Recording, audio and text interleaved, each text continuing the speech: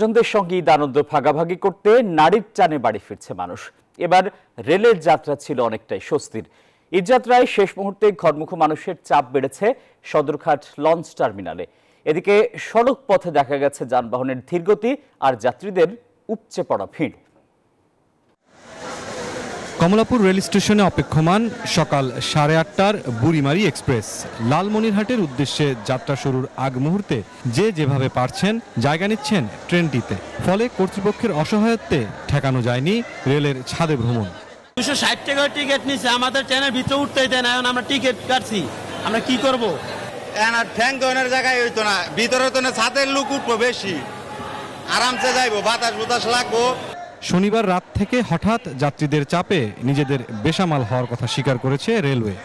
আমরা চাই যে যাত্রী তার কাঙ্ক্ষিত গন্তব্যে পৌঁছাক এবং যাত্রী আসলে কালকে রাত থেকে এই সকাল এই পর্যন্ত আসলে অনেক বেশি যাত্রী, যেটা আমরা যাত্রীকে ঠেকাতে আসলে হিমশিম খেতে হচ্ছে আমাদের।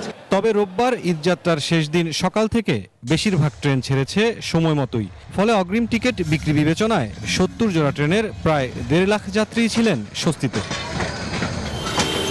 প্রতিবারের মতো এবারও রাজধানী ঢাকা সহ দেশের বিভিন্ন সড়ক ও মহাসড়কে যাত্রীদের ভোগান্তি চরমে পৌঁছেছে।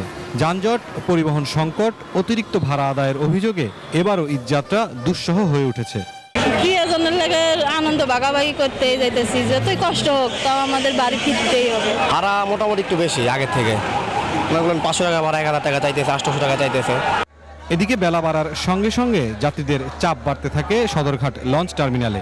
ভিড় বাড়তে শুরু করে চাঁদপুর, ভোলা, বরগুনা, হাতিয়া, পটুয়াখালীগামী পল্টনে। যেসব লঞ্চ সন্ধ্যায় টার্মিনাল ছাড়বে সেগুলো সকালের মধ্যেই যাত্রীতে পরিপূর্ণ হয়েছে।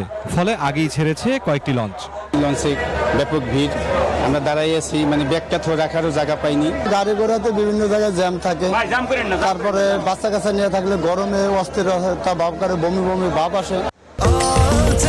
স্বাস্থ্যকর অল টাইম হানিকম, সব সময় অল টাইম হেলদি লাইফ।